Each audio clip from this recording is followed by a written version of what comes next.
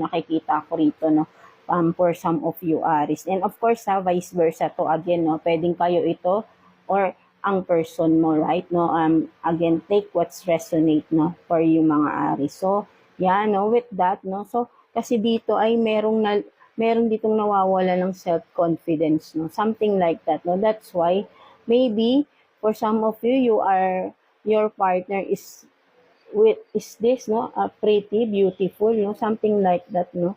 And then, hindi ka pa ba, parang kinakausap ko mismo si Aris. I mean, di ba, that person, no? You are with someone na maganda na right? No? So, ba't naghahanap ka pa ng iba, no? Maybe for some of you, ito yung kanyang ka-third party, no?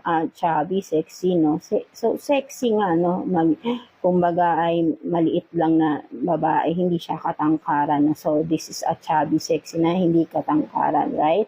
No, pwede rin namang sabihin natin na with this, no, hindi katangkaran, pwedeng ito din ng person mo, Aries, no, pretty beautiful, no, chubby, sexy. So, kumbaga, parang ikaw siguro, whoever you are dealing with, no, sino man dito yung may third party or sino yung mahilig mag-hook up, no, kumbaga, selfish kasi, no, kumbaga, naghahanap pa ng kung sino-sino, right? Kahit sabihin mong nasa sa kanya na to, kahit sabihin mong chubby, siguro naghahanap pa talaga ng mas slim, no? Something like that. No? So talagang, kumaga, with the immature characteristic, no?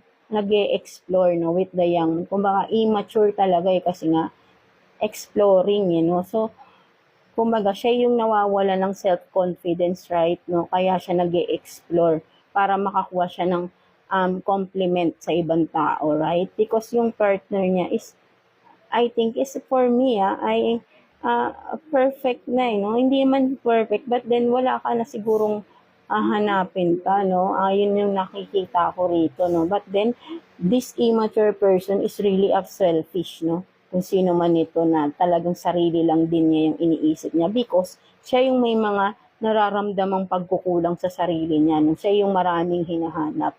Right? No? So, ayun yung nakikita ko rito. Kung sino man yung may third party, sino man yung mahilig mag-hook up rito, siya yung maraming hinahanap, no?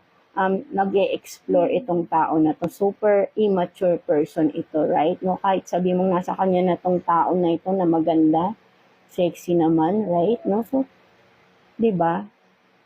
But then, naghahanap pa rin siya ng iba, no? So, let's see what else, no? What else for you, Aries? So, tignan pa natin what else. Dali lang.